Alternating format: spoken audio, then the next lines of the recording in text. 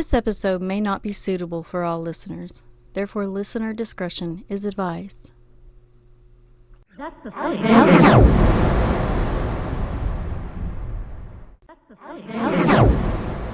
6:15, Charlie attempts to color his hair black and conceal his identity. When this was going on, when they were in court, Carol testified that she was upstairs when Charlie fatally stabbed the maid and Mrs. Ward.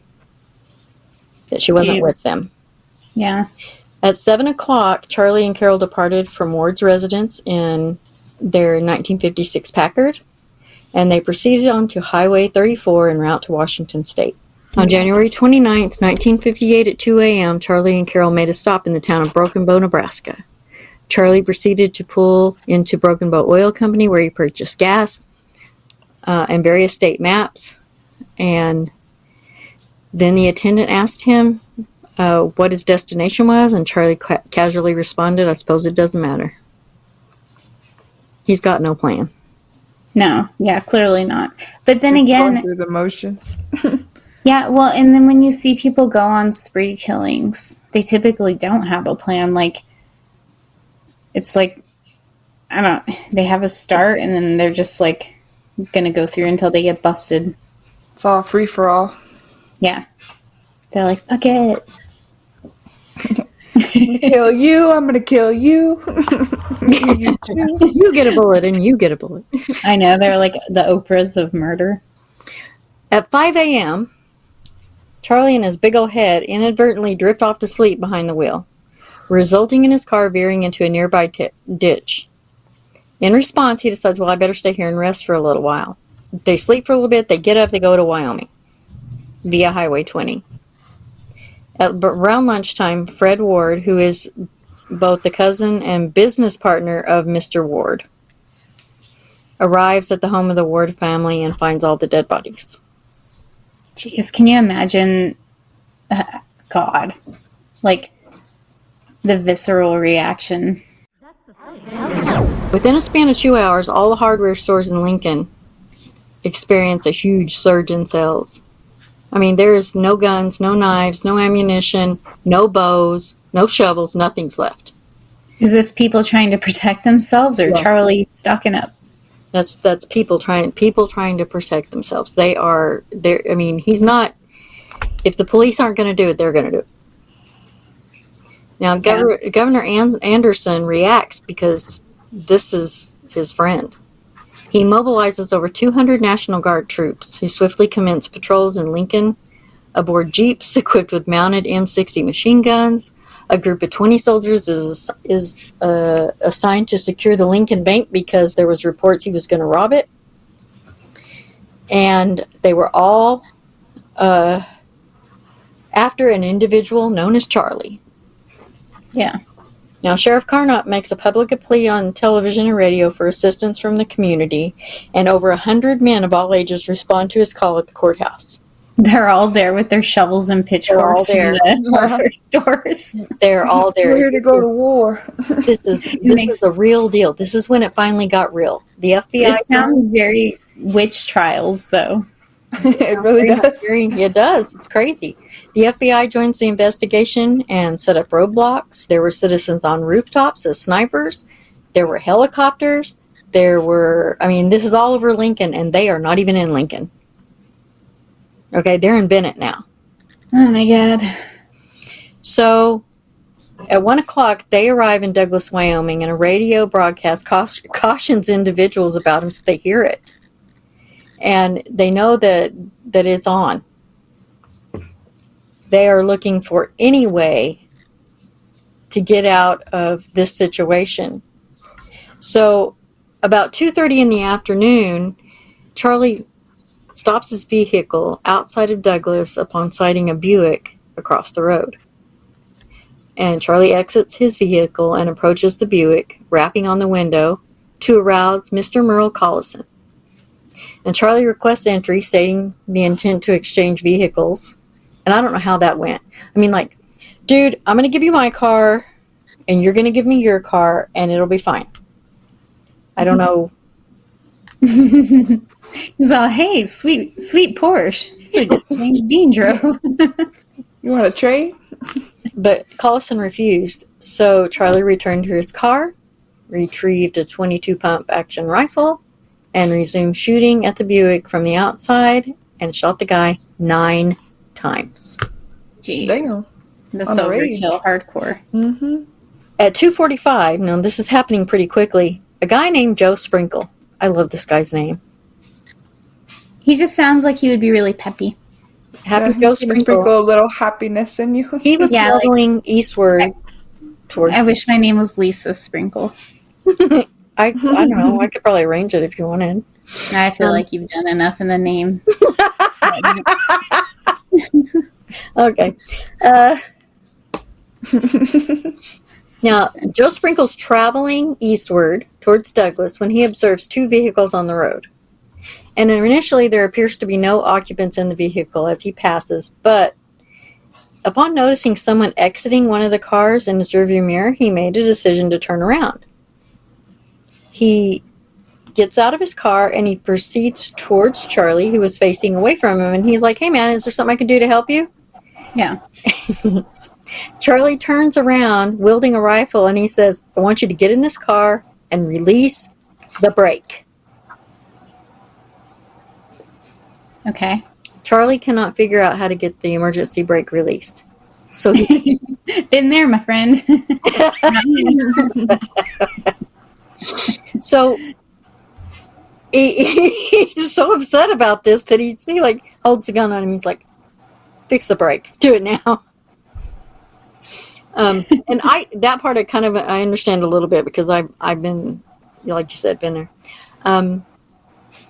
But he turns around and he sees Carol crying in the back seat, and he sees Collison's body in the front seat.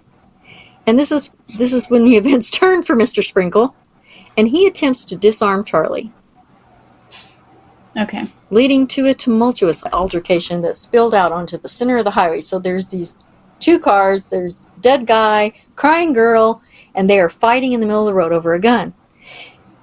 And at 2:55 p.m., Wyoming Deputy William Romer was en route to Douglas on the highway when he unexpectedly arrived at the scene due to it. There was a hill, and he didn't see it until he was right on it. And so he stops within a distance of about 70 feet from the vehicle, engaged in a fight. He sees these 2 men beating the crap out of each other, and Carol jumps out of the Buick and runs into the arms of the policeman, and she says something to the effect of, "That's Mr. Starkweather, or that's Charles Starkweather. He's kidnapped me. He's gonna kill me. Help me." And he puts her in his patrol car. At 3 p.m., Charlie notices the presence of the cops, promptly rushes towards his Packard. Sprinkle swiftly evades by jumping into a nearby ditch, and Charlie is off, and a big, giant police chase ensues. Finally. Now, Charlie is 6 miles from Douglas, and he speeds 80 miles an hour right through it, turns around, goes back the other way, 100 miles an hour the other direction. Cops are shooting at him. There's road blocks everywhere, and a bullet pierces Charlie's ear. Oh, come on. You could do better. Do better. It pierces his ear. It makes him bleed. And this little sniveling coward gives up because he's bleeding. Wow. He's all, "Oh, I'm He gonna just pulls fight." over. He just pulls over, gets out of the car, and in the middle of the road, and they pull up 100 feet behind him, and they wait for Charlie to step out of the car, and upon emerging, it's clear that Charlie's ear is bleeding onto his shirt, and he stands with his back facing them. He tells him to raise his hand, but Charlie's like, "Nah, not doing that." Mm-hmm. Promptly, they fire shots at his feet, and ignoring the warning, Charlie reaches for something at his waist, causing him to shoot even closer to him. He tells him, "Don't do it, man." At this point, he instructs Charlie to raise his hands. But Charlie's taking his time, and he's fixing his shirt, and he's tucking his shirt in the back, just taking his sweet time, getting all pretty before he gets caught. After they fire one more shot, Charlie finally turns around and lies face down on the road with a cigarette in his mouth, and he's handcuffed and placed in the car and taken to the Douglas jail. He's rocking his cigarette still. That's Yeah, all. he's like, whatever. You know what? That sounds stupid because if it was now, I totally rock a cigarette. But back then, you could smoke in jail. Right. Don't be a hero.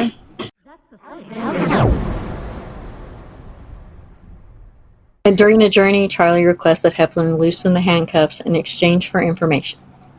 This guy starts bargaining the second they have him. He's all, wait, where's Carol? Because I feel like right away he's like, Carol? It was Carol. Additionally, Charlie's worried about Carol. Yeah, He's worried sure. about the well-being of the girl involved in emphasizing her innocence in this situation. Okay? He's telling everybody she had nothing to do with it.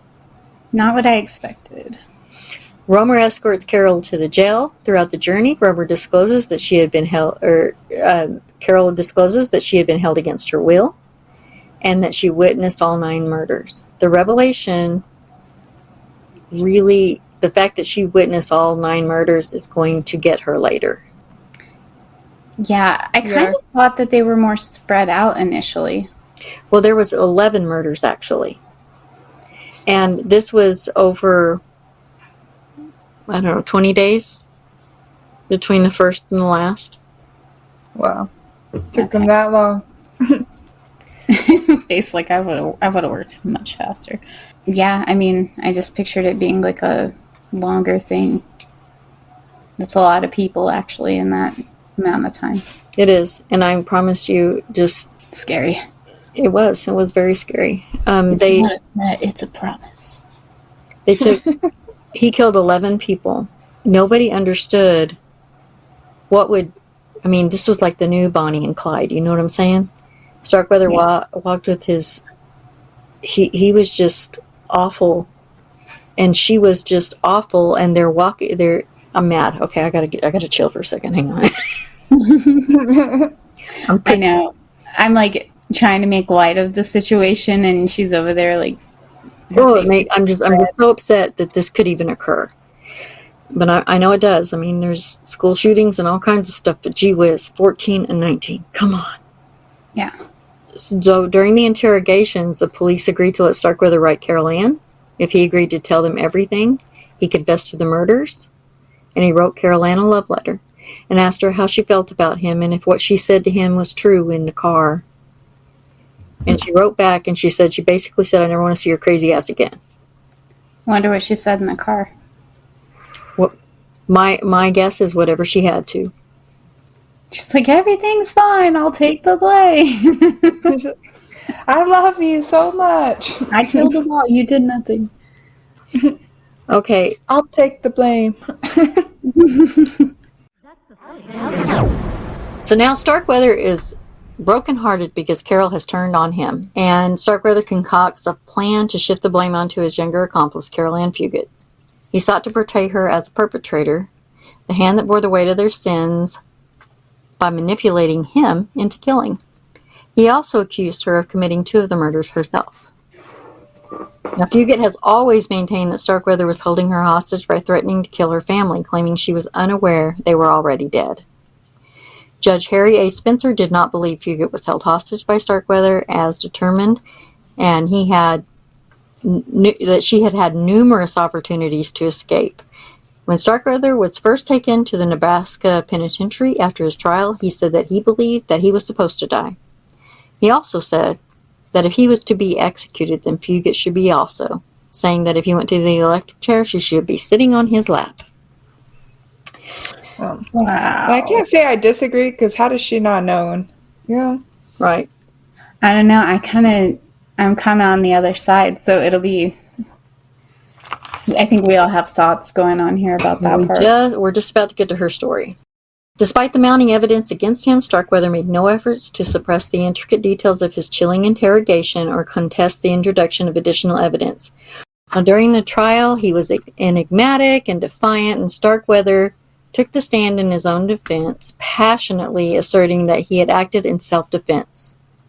However, his somber and unrepentant demeanor during his testimony cast a shadow on his claims. And how do you have self-defense for a 2-year-old? No, and that's like the worst part. The worst part of the whole story is what he did to that little kid. Well, and And he told everybody that Carol was right there with him the whole time. I, that's just, I But cannot even imagine having the evil within you to do that to a little bitty baby. Or watch. yeah, Yeah, yeah. yeah. I mean, you deserve Well, whatever you get if that's who you are. well, but then again, I know we're going to go into this, but if she watched him kill a baby, she might have been thinking, what could he do to me if I run and he catches me? Yeah. Who I knows? don't know. That's true. We'd have to talk to Carol. No, I'm just kidding. Well, actually, I'm not, but The evidence was so overwhelming and irrefutable that he was, on May 23rd, 1958, sentenced to death, convicted of all the crimes. good. Yeah, fuck that guy. Yeah. Meanwhile, Carol Fugit, despite her tender age, was tried as an adult, even though in Nebraska at the time it was 16. Anybody under 16 was tried in juvenile court. Oh, wow. But the crimes were so heinous that they tried her as an adult. But there was a lot going on there. The police had been unable to catch Starkweather for an extended period of time. The Ward murders were highly publicized, and because they were extremely prominent. Prominent enough that, as we said, Mr. Ward had lunch with the governor the day of the murder. The police were under a ton of pressure to close this case and make someone pay, and the sheriff was up for re-election. So the highly publicized case outraged the state of Nebraska and Wyoming so much that it became a national story. In fact, it was probably the first completely nationally publicized serial killing story. Well, yeah, and so when you add that, like, there's media and there's an outcry from the public, they're going to do the worst of the worst that they can to that couple. Mm-hmm. So all eyes are on them. Yeah. No. And Starkweather also wanted revenge on the girlfriend that abandoned him and abandoned. I hate it when you get abandoned. Mom, was that a play on the fact that he had a stutter? Yeah. Because I don't think it was, but that's pretty hilarious. Done. Anyway, he testifies against her and accused her of killing Carol King herself. Carol Ann professed that she was not a willing participant in this rampage, but despite her own testimony, was convicted in November of 1959. She told the jury, if you really believed I was guilty, didn't you give me the chair? She was sentenced to life in prison. She found herself locked within the cold, unforgiving walls of the Tecumseh State Correctional Institution. As the youngest woman ever imprisoned to life. Like the youngest woman in the United States ever imprisoned to life. The youngest prisoner among a throng of hardened criminals, she was set in solitary confinement for 2 years. That's dark. That's a Cool. dark. You're like all alone. That's such a Lose my mind. Yeah, I feel like I would be like in the movies where they're like carving the days with like a shank. They're melted down toothbrush. It's been 84 years. However, the resilience of her spirit and an unforeseen twist of fortune bestowed a glimmer of hope upon her. She was an advocate for her incarcerated women and at-risk teenagers. She would tell her story and tell them, this is about the time I got in trouble, and this is what you need to do to, don't fall prey.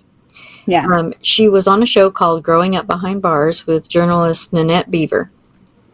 In time, she was granted a conditional release, despite the fact that she never one time admitted to the crime she was convicted of. Yeah. So she was like not ever going to admit. The warden at that time was the first female warden of a prison, and she really went to bat for Carol full on at her parole hearing, and she even said straight out, "You guys have had your pound of flesh." Yeah, that's a way to put it. So I'm going to be really, because we've gone through all this, I'm just going to give you the basics of Carol's story. All right. Okay. This is what she says. She said that she started dating Charles Starkweather for a while. She broke up with him because he was, quote, crazy. Charles had a hard time with this and kept showing up. When Carol came home from school on January 21st, 1968, she opened the door to find Charlie in her house with a gun. Her family nowhere to be found. Charles told her that her family had been kidnapped by his gang, and if she did what she was told, the family would be released.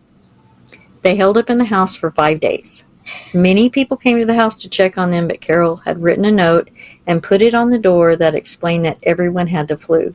She signed the sign with Miss Bartlett and underlined it 3 times as a clue to others that something was wrong. The police came to investigate, but when she opened the door and told them her family had the flu, they left. No investigation. But when Grandma pressed the issue, Charlie fled with Carol Ann to the nearby town of Bennett, Nebraska, where the killings continued. Carol kept a note in her dress that she could pass to anyone she got the chance to call the police for help. And this is a fact. It was in there. It said, call the police. This is no joke. And so she had that with her the whole time? The entire time. She just never got the opportunity. She was never alone enough with any other person for Charlie not to see her. Yeah, well, and if you think about it, and I may be devil's advocate on this, but like if she's seen him kill people and she puts the note up and he sees it, then that's not just her paying for it, it's the people around her paying for it. So like if she puts the note out and says help and he wants to escape, he has to kill everyone there, right? Like whoever she gave the note to. And remember, though, that she hasn't, according to her, she hasn't seen him kill anyone yet. He's just threatened that he will. All he'll have to do, he told her, all he'd have to do is make a phone call and her family was dead. I can't imagine, thankfully. And she was 14. But, yeah. Kind of like naive, very naive, I'm sure, at that age. And she said that Charlie said that if she tried to leave or escape, that one phone call would mean the death of her family. She said, I did what I was told. She was present at each murder but never killed anyone. She stated that she was too afraid to do anything that would get her family killed. She was raped, as were the other female victims. The police had zero knowledge of how to investigate or interrogate sexual crimes at the time. That's just my personal note. Yeah. Now, when the police arrived at the scene of the Collison murder and Charlie was fighting with a passerby who stopped to help, Carol Ann jumped out of the car and ran to the arms of the officer, screaming something to the effect that Charlie Starkweather was going to kill her. And this is when Charlie jumped in the car and began to lead the police on a high-speed chase. The first thing Carol asked was to see her mother and asked where her family was. She didn't know they were dead. Everyone kind of skirted around it for a while. When someone finally told her, well, the deputy said, "Damn girl, don't you know your family is dead?" She didn't believe them. So she filed. They told her, if you sign these papers, we will take you back to Lincoln. And it was extradition papers. So she signed the waiver of extradition, and they took her back. She didn't know what she was signing. They didn't offer her a lawyer of any kind. She never had anyone to represent her. And back in those days, the 1950s consideration of women for you, right? When they took her back, they didn't take her because she was a minor, and they didn't know what to do with her. They took her to the mental institution. Mm-hmm. When she saw her sister Barbara, she asked Barbara, "Are they dead?" And she said, "Yes, they're dead." Carol lost her mind. She started screaming, and out came the hypodermic needle, and she was drugged. Also very indicative of the 1950s. Yeah. And now, the sheriff's wife stayed with Carol the entire time she was being moved. The sheriff's wife. Wow. Never given a lawyer. Never had any representation. She was tried as an adult, although Nebraska law said that anyone under 16 should be tried tried in juvenile court. She was convicted of first-degree murder. Her sentence was later commuted to 30 to 50 years. She spent 18 years in the state correctional institution, exhausted all her appeals, and this girl is kind of a badass. If her story is true, she was, 14 years old in women's prison. Wow. It's a lot. Yeah, it's gnarly. Like, taking away any background material, just thinking about a 14-year-old brain in an adult women's prison. What was it? Was it split? I don't know how prisons worked in the 50s. There was no place for juveniles in an adult prison, so she just stayed in solitary. No, I meant by gender. Yeah, it was. It was women. Okay. It was just a women's prison. Here's the thing, though. If she was 14 years old, how culpable could she be? There's no way she wasn't threatened. You mean like in terms of mental capacity? Yes. Yeah. There's a lot going on here. A lot. Well, and then something that popped into my head is like Stockholm Syndrome, because I thought that it was like over a longer period of time, but that wouldn't develop in like 20 days, which, if you don't know what Stockholm Syndrome is, it's psychological, and it's how victims develop a strong sense of like loyalty towards their abuser, and it doesn't matter if the bond is like damaging to them. It's a survival syndrome. They also call it just like a trauma bond. So, but that doesn't seem. It seems like it was such a short time that like maybe she was just fully in fear the whole time. Yeah. I don't know. What do you think, Faith? I definitely think that she was just in fear the whole time. But also, there's like, it's so hard to tell because she could just be lying about all of it. Like her being a part of the murders and like wanting, yeah, like a willing participant. Well, like, even if she didn't kill them, at least being there and not doing anything that was like, how, I know, and it's hard to, because like, I think you picture yourself like, I would have done something or whatever, and some people would, but I don't know what I would have done, and so it's like, it is hard to say.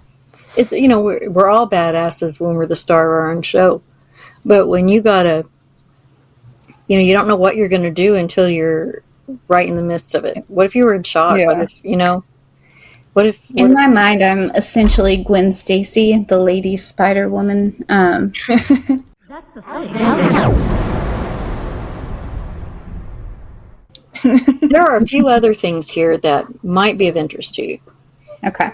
During her time in prison, she participated in all the programs, and she was an advocate for all of her fellow inmates. She was said to be quiet and kind. She was released on patrol. They're like, you're gonna have to spend the rest of your days patrolling the streets and giving tickets. You get to watch the crimes happen over and over again. And think about what you've done. She was released on parole on June 20th, 1976 in Michigan. The warden told the parole board that she thought they should release her.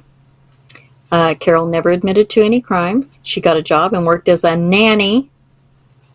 What? Yeah. And Did she know the family, or became a beloved part of the family? In the documentary, there's a documentary called The 12th Victim, where it tells Carol Ann's side of the story. Yeah. And they interview these people that are that hired her, and they really didn't have bad things to say about her, and just said that everyone, they just talked about how much they loved her, how great she was with their kids. So what I'm hearing is that he's like a known belligerent a-hole, and she lived a pretty normal life outside of this. Mm-hmm. Okay. Outside of this, she did. Although Carol advocated for Charles Starkweather from being executed. She didn't want him to be executed because he was the only one who could testify to her innocence. and he never did. Of course. He was executed on June 25th, 1959, just 1 year after his conviction. There was no... Dang, that's actually really fast. Yeah, now they don't do that. Now you're on death row for 40 years, you know. Yeah. But not in Nebraska. Don't kill people in Nebraska, that's all I'm saying. But because she advocated for him, people interpreted that in as if she didn't want him to die because she loved him. She just didn't want him to die before he told the truth. That was one of her things. No, that makes sense. It's like the only other person that was there for your experience, in a way, is like, on one hand, has the information you need. Yeah. And Well, she probably thought that he loved her too, and that he would do that. I think he must have loved her in some... He was weird obsessed way. with her.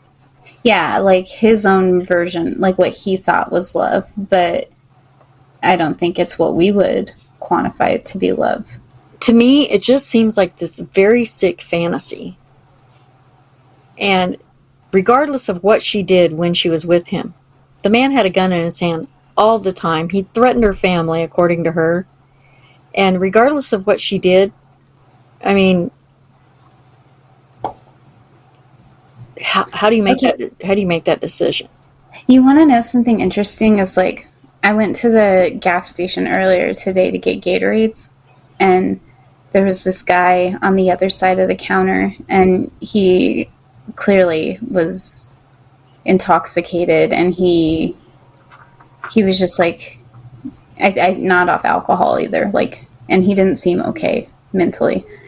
And so he was just yelling things in the gas station, and he looked at me across the counter, and he said something about how bitches only look at certain things. And he asked me if I agreed, and I just said yes, so I could get out of there and leave, because he was screaming these horrible things in the gas station. And that's like a very micro version, but like I just agreed with him. I was like, yep, bitches be saying all kinds of stuff and looking weird, because I was freaked out, because he wasn't like controlled. You could tell he was not okay. Yeah, it's scary. It really is. It's scary. I mean, there's a lot of reasons in this particular thing. But and I learned a lot about what bitches do in that gas station. And I'm glad you did, and I'm hoping you're going to teach that to us before too long. Now,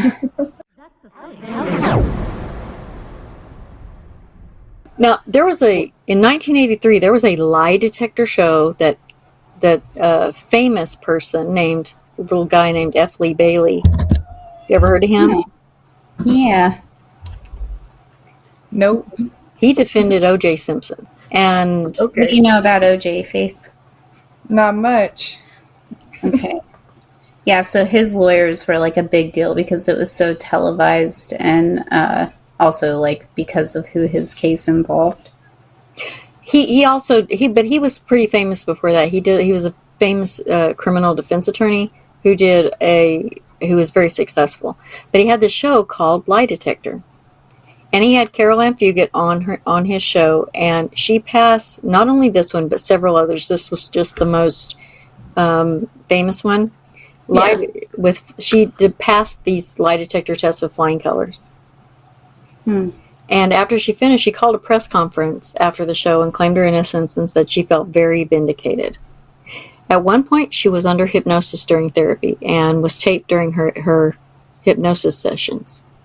Now, I'm going to tell you that if you go and you listen or you watch, I'm going to recommend, if you're interested in this case, go watch the 13th or the 12th victim. Watch it. So you can make an informed decision on what you think about Miss Carol. Yeah, watch both. Watch that one and watch. I mean, there's several on Starkweather, and some of them come directly from the 50s newspapers and information there, and some of them come from things Carol Starkweather has done since. But these hypnosis sessions are one of the most heartbreaking things I have ever heard in my life. I mean, just gut-wrenching. And she gives details of the crimes, but she never breaks from her abduction story. But it's the only time she ever expressed fear.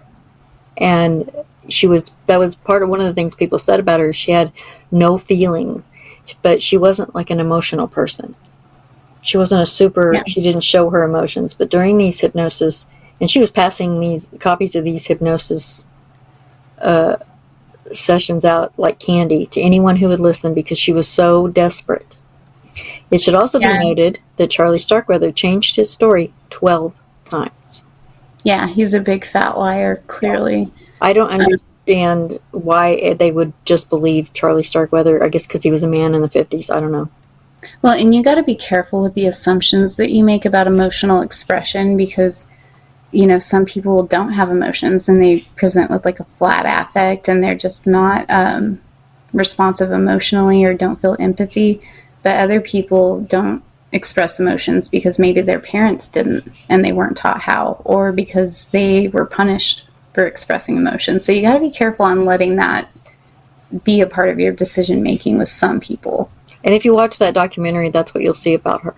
Or any documentary, you'll see the very flat affect and the very non-emotional. But I also would like to. It also occurred to me that she was drugged because they because she was hysterical. So out came the Oh, hypothermia. yeah. Yeah, she wasn't. Duh, I'm an idiot. Okay, so 1950s, if you show emotion as a woman, you're gonna get stuck with a needle. Yep. Durr. Okay, I was living in the 2020s. Yeah. Now, in 2012, there was a radio show called On Point. And it was about the story of the Starkweathers and Carol Ann Fugit. And Carol Ann just happened to call into this show. And it was the first time that she was able to just really tell her story. And then other people started calling in witnesses from the time for her that advocated for her and talked about the fact that she never killed anyone and that she truly had, that nobody had been there to advocate for her. Yeah. She met and married a man in 2006, and she was married from 2006 to 2013, and they were very much in love. They got in the RV, they traveled the United States, they went and did all kinds of stuff, but they had a terrible car accident, and he died. She said that was the happiest time of her life, but she was injured pretty seriously in that car accident, and she never quite recovered from it. Now, going by her name of Carol Ann Clare, a lawyer pro bono filed a request for a pardon for her, and the Nebraska Board of Pardons in February of 2020 denied that pardon. Even though the relatives of the murder victims supported her pardon, she maintained her innocence, and she's still alive. She's 80 years old. She lives in Minnesota. She's older, so she's bedridden. She has maintained her innocence and done everything she could to try to prove it. Yeah.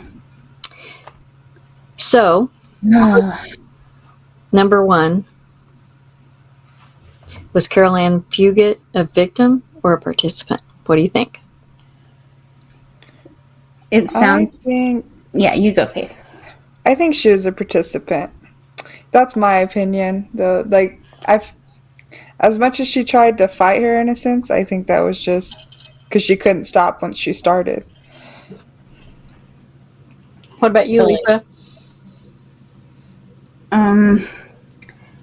I mean, because I'm coming from a more like brain, what I think about brains a neurological standpoint, her brain was 11 years shy of being fully developed, and so at that point, I'm like, dude, can you be blamed? Because kids learn by example, and so if he was like, I don't know, it's very topsy-turvy. I wish I could like meet her and interview her in some way. I think both. I think she was most definitely a victim of Charles Starkweather. Absolutely, she was a victim. Oh snap, Sharon coming in with the combo. Ooh. I do. I think she was a victim, but I also think that she got caught up in this thing Yeah, 20. because they were together. That was a long time Right? for her to be in this situation and not try to do anything to get out of it. Yeah. Of course, Yeah. I don't blame her. Honestly, don't. I don't think that there was anything she could have done differently. That I don't think there's anything she could have done to prevent it, except for not go home from school. She's Yeah. living her life. But if you walk in and there's someone standing there with a gun in your face, My thing is this guy had to sleep at some point. That's the thing that bothers me, is that in that amount of time, he had to sleep. You know what I mean? And so at some point, he's knocked out, right? Like, he hasn't slept. He's been murdering people. He can definitely sleep after he murders people. We know that. well, there is a good chance that you're right. So that's what I mean. Is I think it was both. I think she was a victim and a participant because she could have got. I mean, after you'd watched him do some horrible things, even if you didn't know your parents were dead, even if you didn't know your family was dead, after you watched him kill these people, why wouldn't you pick up that gun and shoot him yourself? Or something.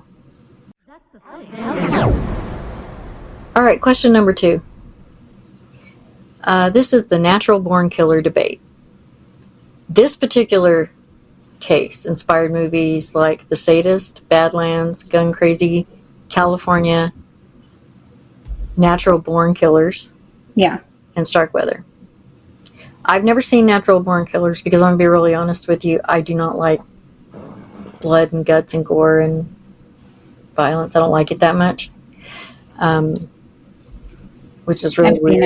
it. It's really weird because of what we're doing here. But It has Woody Harrelson and Juliette Lewis. And it's even been banned. It's so violent, it's been banned in some countries. so in the movie, they go on a 52-person killing spree. And it's really a controversial film because people think it encouraged and inspired numerous murders in North America. But let's be for real. Like, if you're going to murder, you're going to murder. And everyone needs an idol. Yeah. But they're two traumatized kids that become lovers and then they serial murderers. So do you think media has an effect on creating criminals? Who wants to go first on this one? I don't know. Like video games or violent movies or... I mean, because he was like obsessed with James Dean. Yeah. I think people get ideas, but I don't think it completely influences them. Like, it has a lot to do with how they're raised and how they grew up. Here's what I know. Okay, I think both nature and nurture play a role, right? Because the way that your brain develops or doesn't develop, or if you have abnormal psychology, your nature is going to be different and you might be more impulsive or more compulsive. And kids, like I said, they learn their behaviors are all from watching. And so I don't think that, there's not like a hereditary gene that is like, oh, you're going to be a violent killer. But there are, underdeveloped frontal lobes or frontal lobe damage, and that can make your nature more likely, like that's your nature, to be compulsive or impulsive or have these thoughts. But those thoughts do tend to come from somewhere. Like, okay, so for instance, a lot of it has to do with like environmental pressures to survive. And so you learn like a bunch of weird behaviors. So like say you grow up in an abusive household and you have to learn how to survive in there some way. And so you don't show emotions and you become used to not showing emotions and you learn not to be empathetic. That's the nurture of it. If you were not taught to love or treat people with kindness, But then you go on to the media part, and I think Faith's right. I think people take ideas, but if you have that in you, like I could play 007 for hours, or, like Antonio, my boyfriend, he could play any of the games that he plays where he's like massacring people in a video game. Neither of us are going to hurt anyone. I think you have to have it in you to a certain extent to act out those behaviors. Well, here's question number 3. The third, and this particular debate will pretty much go for every case we do. Nature versus nurture. And while both genetics and environment play a role in that, don't you think it kind of has to be the perfect storm to create a criminal or a killer? Yeah. Yeah, I mean, Definitely. say you have frontal lobe damage. This is just totally an example. It's not Charlie, but say you have frontal lobe damage, and so you don't really have impulse control, and you may have like some learning disabilities and all that kind of stuff. And then you grow up in a household where you're not loved or you're even abused, and so you learn that violence is acceptable. And then you go out in the world and something scary happens. I don't know, like it could be like you can't find a job and you're homeless or whatever. It's just like a mashup of all these really scary, horrible things. Yep.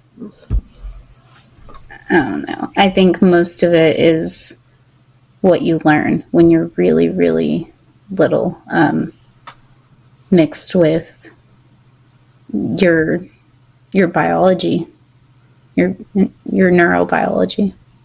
Yeah, I think you're right, because there's a lot of people who have had crappy childhoods and they don't grow up to kill other people. Or Yeah, but at the same time, you can't take away from the fact that most violent criminals did have a pretty fucked up childhood. So that's why it's the question on every single case. Yeah. Because there ain't no right answer. Well, serial killing has captured public interest since 1886 with the famous case of Jack the Ripper and H.H. Holmes. Which we'll totally cover. Absolutely. And so we're going to be covering as many of these cases as we possibly can and putting our 3-generational take on it, and we hope that you will come back and listen again. Yeah. Definitely. Yeah. Lots of stories, lots of darkness. Hey, everybody. Bye. Bye.